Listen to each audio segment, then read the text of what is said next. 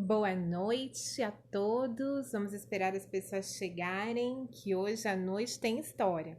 Tem história para os adultos, tem história para as crianças grandes. Vamos chegando, que hoje a história é muito especial. Eu falo isso sempre, né? Que as histórias são especiais. Mas essa história, em especial, é uma história que sempre que posso eu conto para mim mesma, conto para mim sozinha, em casa, assim, sabe aquela coisa? Eu conto para mim, em voz alta sozinha. Porque é uma história que ela fala muito ao meu coração, ela já falou comigo em vários momentos, ela continua falando, e como ela fala comigo, eu quero também que ela fale com vocês, tá certo? Vamos chegando.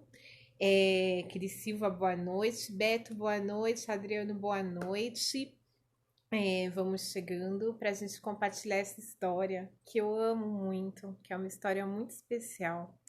É uma história que eu falo que ela é muito metafísica, é uma história até que eu digo que ela seria um pouco sobrenatural, né? E vocês vão entender por que eu estou falando isso. É uma história que eu já contei para crianças, adaptada, já contei para adolescentes, já contei para adultos, e como eu acabei de falar, eu conto para mim sozinha. Fico contando. Boa noite, Beto.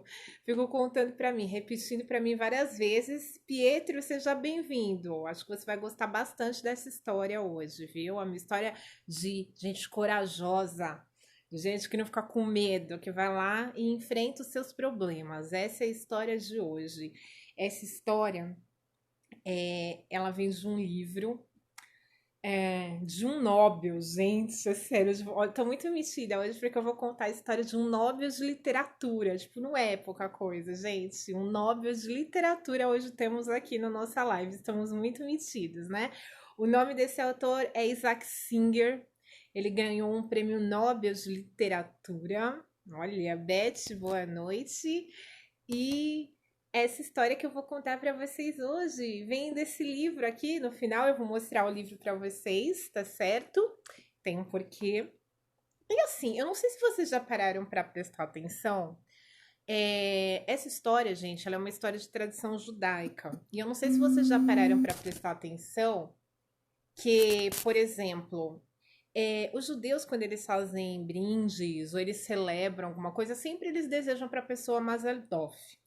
Mazal Tov quer dizer tenha muita sorte, seja abençoado, que a sorte te acompanhe, que as coisas deem certo, né?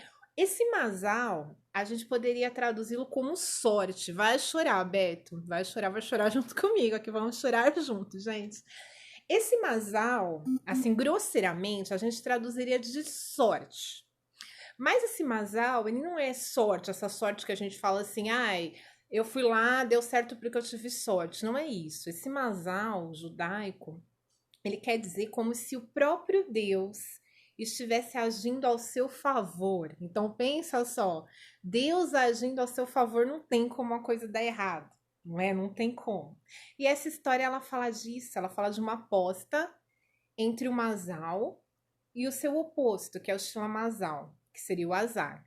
Aqui pra gente, a gente vai chamar de sorte e azar mesmo, mas vocês já entenderam que esse Mazal aí é muito mais do que sorte, não tem muito a ver com sorte, não. É como se o próprio Deus estivesse agindo ao seu favor, tá certo? Então entendam isso, tá? Já ter esse conceito aí, que esse Mazal é muito mais que sorte. Mas na história a gente vai chamar de sorte e azar.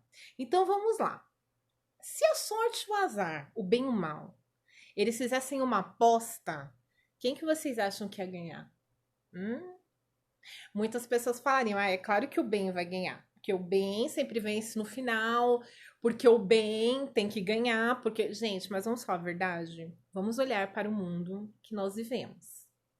São sempre as pessoas bondosas que levam a melhor? São sempre as pessoas honestas que levam a melhor? Por que coisas ruins acontecem com pessoas boas?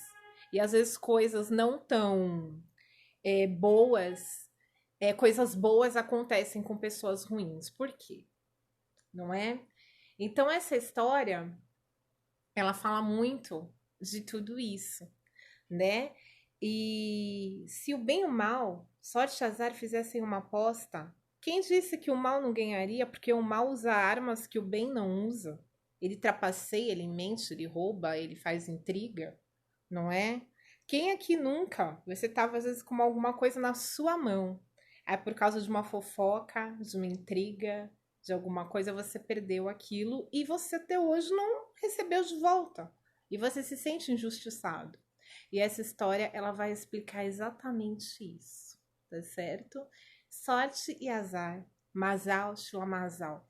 Então vamos lá ouvir essa história, que eu não vou falar o nome, porque tem um elemento surpresa, eu vou falar o nome no final, tá certo? E vamos ver quem vai vencer essa aposta. Se é o bem, se é o mal, se é a sorte, o azar.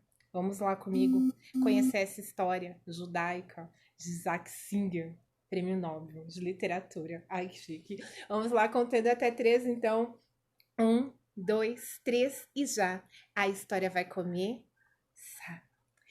Era uma vez, num dia em que o céu era azul como o mar, e o mar azul como o céu, e a terra era verde, e estava apaixonada pelos dois.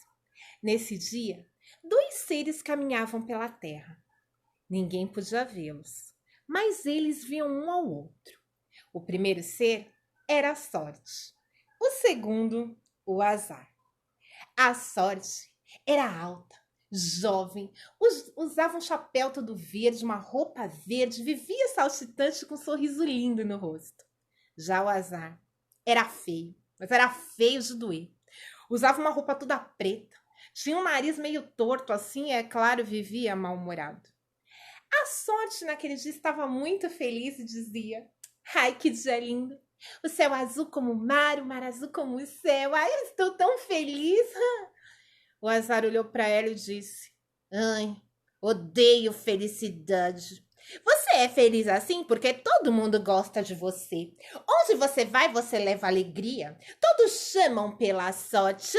Grande coisa. Porém, eu te digo que o que você leva anos para fazer, eu levo 1 segundo para destruir. A sorte olhou para o azar e disse: é verdade. Você sempre destrói o que eu faço, mas sempre usa as mesmas armas. Ou você mata, rouba, faz guerras, traz doenças. Já eu sei várias formas criativas para fazer as pessoas felizes. E o azar respondeu: e eu sei várias formas para fazê-las infelizes. Pois então, seu azar, vamos fazer uma aposta, porque eu duvido que você invente uma forma nova e criativa de acabar com alguma coisa que eu vá fazer. Quer apostar? Vamos apostar. E o que vale essa aposta? Me diga, dona Sorte. É o seguinte, se você ganhar, eu lhe dou um barril do vinho do esquecimento que você tanto aprecia. Mas se eu ganhar, azar, você terá que ficar 100 anos sem fazer mal pra ninguém. Combinado? Mas tem uma coisinha, azar, presta atenção. Você não pode trapacear, entendeu? Não, imagina, eu não vou trapacear. E o que você vai fazer dessa vez de tão espetacular, dona Sorte? Eu vou procurar a pessoa mais azarada desse lugar. Vou ficar ao lado dessa pessoa durante um ano todinho. E você não pode chegar perto. E quando acabar o meu período, você toma o meu lugar. Mas prometa que você não pode nem matar essa pessoa, nem deixá-la doente e nem provocar acidente grave. Combinado? Combinado. Sorte e azar apertaram as mãos. O dia estava quente, mas as mãos do azar eram frias como gelo. Assim que saiu dali, a sorte foi para o lugar mais pobre daquele lugar. E ela chegou, gente, numa casa, se é que dava para chamar aquilo de casa, que o teto era todo furado. Os vidros haviam caído. Dentro havia um cheiro de mofo horrível, um cheiro ruim. E numa cama, todo em farrapos, estava um rapaz deitado. A sorte chegou perto dele e perguntou: rapaz, como você se chama? Ele não podia ver a sorte, mas ele ouvia a sua voz e ele sentiu uma coisa boa no ambiente e ele respondeu: me chamo Tan. Tan, meu filho, o que aconteceu para estar nesse estado? Meu pai morreu quando eu era bebê. Mamãe foi procurar comida na floresta e foi picada por uma serpente e morreu também. Cresci sozinho, me deixaram essa casa velha e uma horta onde nada cresce. Quando eu era pequeno, nada dava certo. Na escola não aprendi a ler. Quando cresci, não arrumo emprego. Nenhuma moça olha pra mim. Ninguém quer ser minha namorada. Tudo dá errado. Eu deveria ter morrido. Porque um homem morto é melhor do que um homem azarado. E assim a sorte olhou pra ele e falou: Fique tranquilo, Tam. Porque a partir de hoje a sua vida vai mudar. E assim que a sorte disse isso, ouviu o som de uma carroça. Era a carruagem real, onde o rei e sua filha, a princesa, voltavam de um baile, onde a moça precisava encontrar um marido. Só que ela, exigente, não gostava de ninguém. Um pretendente ela achava muito baixinho, outro muito alto. Um batia nos cachorros, outro deixava o cachorro lamber seu prato. Enfim, ela sempre arrumava um pretexto para não casar. E o rei estava bravo, porque se ele morresse sem a princesa ter casado, o próximo rei seria o primeiro-ministro. E o primeiro-ministro era um sujeito mau caráter, fofoqueiro, chegado à bebida. E ele estava muito bravo, o rei. E assim que a carruagem passou em frente à casa de Dan, a roda caiu. E o rei, muito bravo, disse: Existe alguém aqui nessa aldeia que possa consertar a roda da minha carruagem? Dan, gente, não sabia consertar. Mas quando ele era pequeno, ele tinha trabalhado consertando coisas. E de repente, ele olhou, sentiu uma coragem e disse: Majestade, eu posso tentar consertar a roda. Gente, quando as pessoas ouviram aquilo, elas ficaram desesperadas porque tudo que o Tan tocava dava errado. E elas já pressentindo o que ia acontecer, ficaram lá se encolhendo. Mas para surpresa de todos, quando o Tan encostou na roda, ela ficou perfeita, como um passe de mágica. Até a sorte ficou abismada. E o rei ficou muito impressionado com a habilidade de Tan e falou: Rapaz, quero que venha trabalhar no palácio consertando coisas para mim. E assim Tan, todo esfarrapado, entrou na carruagem real com o rei e com a princesa. Ninguém acreditava, nem ele acreditava. E assim que ele chegou no palácio, aí sim, a sorte começou a fazer o seu trabalho. Logo Tan tomou um bom banho, ganhou roupas novas e por trás de toda aquela sujeira havia um lindo rapaz, E as moças da corte começaram a prestar atenção em Tan e a princesa, que não era boba nem nada, também começou a prestar atenção nele, é claro. E assim ele começou o trabalho duro.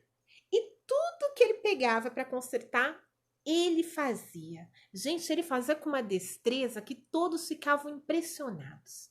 Com o tempo foi passando, logo Tan já começou a trabalhar colocando ferraduras nos cavalos. E daqui a pouco ele já montava e apostava corridas e ganhava todas. E ele montava nos cavalos mais bravos que todos tinham medo.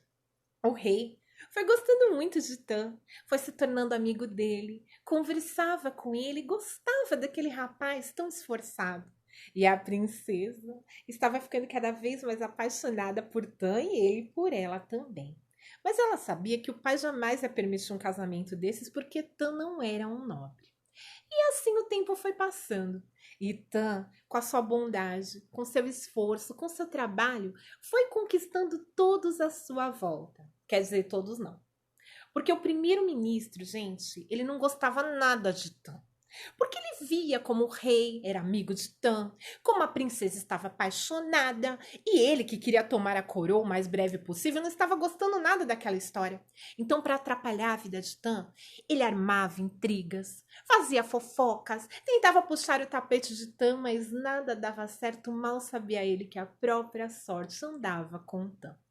Só que enquanto isso, no local mais sombrio da terra, o azar quietinho preparava sua armadilha dia a dia. Ele não via a hora de acabar o ano das sortes para ele ficar bem juntinho de Tan e acabar com tudo que ela estava fazendo. Ele queria muito ganhar a aposta. Primeiro porque ele queria o vinho do esquecimento. O azar também era chegado a uma bebida. E o vinho ia fazer ele dormir. E o azar sofria de insônia, é claro, porque passava as noites fazendo maldade para as pessoas. E segundo, ele queria provar para todos os seres da terra que o mal sempre, sempre vence no final. E assim, quando faltava poucos dias para acabar o prazo da sorte, aconteceu uma tragédia. O rei caiu doente. Muitos médicos vieram, tentaram curá-lo e ninguém conseguia descobrir uma cura para o mal do rei. Na verdade, o ministro tinha tentado envenená-lo, para que logo ele morresse e ele tomasse a coroa, mas ninguém descobriu. Enfim, todos os médicos se reuniram, tentavam encontrar um remédio para melhorar a saúde do rei, para que ele não morresse, e depois de muito conversar, eles chegaram a uma conclusão, que para curar o rei era necessário um copo de leite. Gente, mas copo de leite é uma coisa fácil, né? Fácil. Só que não era leite de qualquer animal, não. Não era leite de uma vaca, nem de uma ovelha. Era um copo de leite de um animal que ninguém aqui gostaria de chegar perto. Era leite de uma leoa. Gente, mas que homem teria coragem de chegar perto de uma leoa? E que leoa iria deixar um homem tirar leite dela como se ela fosse uma vaca? E ali se criou um rebuliço na corte titã, que amava muito o rei. E mesmo sabendo do perigo que corria, se ofereceu. Se ofereceu para ir à floresta procurar uma leoa, para pegar o leite dela. E o ministro, quando viu aquilo, falou: até parece que você vai conseguir tirar leite de uma leoa. Que homem vai tirar leite de uma leoa? E que leoa vai deixar um homem tirar leite dela? Você vai tentar enganar o rei? Vai trazer leite de vaca, de cadela, ou sei lá do que absurdo. E então se criou aquele burburinho. Todas as pessoas começaram a desconfiar de Tan, porque a língua do ministro era uma coisa muito perversa. E Tan disse: Majestade, eu lhe dou a minha palavra. E faça valer a pena que se eu não fizer o leite da leoa chegar aos vossos lábios, pode mandar me matar. E assim, o rei decretou que se Tan não fizesse o leite da leoa chegar aos seus lábios, ele deveria ser morto. E Tan, com toda a coragem do mundo, pegou apenas um jarro, sua bolsa e água, e partiu sozinho lá para o meio da floresta, sob a bênção da princesa. Todo mundo achou estranho que ele não levava nenhuma espada, nenhuma arma, apenas uma bolsa e um jarro. E assim Tan andou durante dias e dias no meio da floresta. E quando ele já estava quase se esvaindo, já estava quase desesperado, e é claro, a sua amiga Sorte estava junto com ele, sempre o incentivando, sempre o amparando, não deixando desistir. E quando ele estava quase desistindo, ele olhou embaixo de uma árvore e viu uma coisa que lhe chamou muita atenção. Ali, embaixo da árvore, quem vocês acham que estava lá? Não, não era uma leoa. Era um filhote de leão enrolado em uma armadilha. Não poderia ter ido embora, mas ele ficou com pena do filhote. E ele foi até lá, desenrolou a armadilha e ficou segurando o bebê leão no colo. E foi então que ele começou a ouvir uns passos pesados atrás dele. Sentiu um bafo quente. E quando ele se virou, quem estava lá? Era a leoa, que olhava para aquele humano como que se estivesse se perguntando o que ele fazia com seu filhote no colo, que ousadia. E Tan, com muito cuidado, nem respirava, nem a Sorte respirava. Ele pegou o bebê leão, colocou com todo cuidado no chão. E então, naquela hora, a leoa lambeu a cabeça do filhote, olhou para Tan e foi se aproximando, se aproximando, se aproximando. E ela deitou ao lado dele, virou a barriga para cima e, acreditem ou não, ele não pegou um copo de leite, não. Ele conseguiu pegar um jarro cheio de leite. Ele agradeceu a leoa pela generosidade e voltou correndo para o palácio junto com a Sorte. E assim que ele chegou, foi levado aos aposentos do rei, feliz da vida. Só que Assim que ele pisou o pé no quarto do rei, naquele segundo, acabara o ano da sorte. E quem ficou ao lado dele era o azar. Assim que o azar se aproximou, Tan sentiu aquele calafrio, achou aquilo esquisito, sentiu uma coisa estranha. E quando ele foi entregar a jarra para o rei, o azar soprou em sua direção. E ele então tropeçou no tapete. O jarro virou e caiu. Caiu para baixo, lá no tapete felpudo, que absorveu todo o leite, não sobrou uma gota para contar a história. O rei, quando viu aquilo, olhou e falou: como você deixou cair o leite que salvaria a minha vida? Como você fez isso comigo? E Tan, gente, com o azar grudado nele, não conseguia falar. Ele tentava falar e não saía a voz, e ele não conseguia falar. E no meio daquela confusão, o primeiro-ministro levantou a mão e disse: Tan, eu não queria me lembrar, mas eu tenho que lembrar, faz parte da minha função. Você disse e o rei decretou que se o leite não chegasse à boca do rei, você deveria morrer. Pois bem, Tan, amanhã de manhã, assim que o sol surgir, você será enforcado. Sinto dizer isso, mas é assim que tem que ser. E é assim. Tan foi levado para a prisão, porque palavras de rei não dava para voltar atrás. Ele já tinha decretado. E a princesa, gente, ficou com o coração despedaçado. Tan não entendia nada, porque ele se sentia tão mal, porque ele não conseguia se defender o que tinha acontecido com ele. E naquela noite, o reino foi tomado de toda a tristeza do mundo. O seu soberano prestes a morrer. Tan, que todos amavam, iria ser enforcado. As coisas eram péssimas, as notícias umas piores do que as outras, e a princesa desolada. E todas as pessoas choravam porque todas amavam Tan. Quer dizer, todas não. Porque o primeiro-ministro, ele festejava. Junto com todos os seus puxa-sacos, já prometendo cargos para todos assim que o rei morresse. E nessa madrugada, no local mais sombrio da terra, depois de um ano sem se ver, sorte e azar se encontraram. A sorte estava séria, mas não falava nada. E o azar, é claro, chegou todo feliz. Eu te avisei, minha querida. Você pode trabalhar, se esforçar, fazer o que for. Você pode levar 10 anos, mas eu acabo com tudo em um segundo. Eu acabei em um segundo com tudo que você fez durante um ano. Então será enforcado. O rei vai morrer. O ministro será o novo soberano. Eu gosto dele, acho ele parecido comigo. Tudo deu errado. E aí, queridinha, você trouxe meu presente? E a sorte, muito séria, olhou para o azar e falou: parabéns, você ganhou. Sim, você está certo. E como combinado, porque tenho palavra, trouxe seu presente. Um barril do famoso vinho do esquecimento. Ele é todo seu, pode beber. E o azar, não se contendo de satisfação, abriu o vinho, colocou um pouco no copo e bebeu. E era o melhor vinho.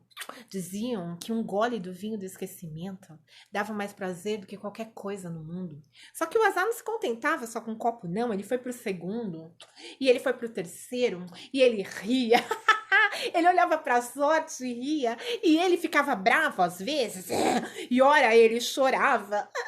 Ninguém gosta de mim, só porque eu sou azar nessa vida. E ora ele dava risada, como fazem os bêbados, né, que vocês conhecem. E ele ficou lá, e a sorte só olhava pra ele. Olhava pra ele, balançava a cabeça a cada ofensa, a cada acusação, enquanto ele cantava a vitória. E o azar foi bebendo. E foi bebendo, e foi bebendo, e bebeu tanto, e ria, e gritava, até que caiu no chão de tanto beber.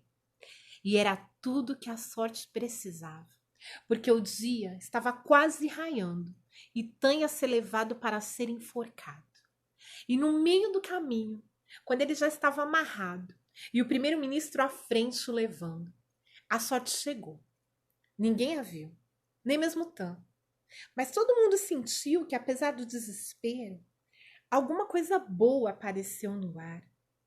E Tan, apesar de ter perdido a voz, passou a noite toda em orações na sua cela, e a princesa também em orações no seu quarto. E todo o reino também tinha se posto a orar, orar pela vida de Tan, orar por aquele reino. E foi então que, assim que a sorte encostou em Tan, ele sentiu uma coragem, uma força, e a voz voltou e ele falou bem alto: é costume que um condenado tenha direito a um último desejo, e o meu desejo é ver o rei. Primeiro-ministro tinha que cumprir a lei e não teve escolha. Teve que levar Tan aos aposentos reais. E Tan olhou para o rei, e o rei, gente, estava com um aspecto tão doente. Ele não tinha forças nem para abrir os olhos.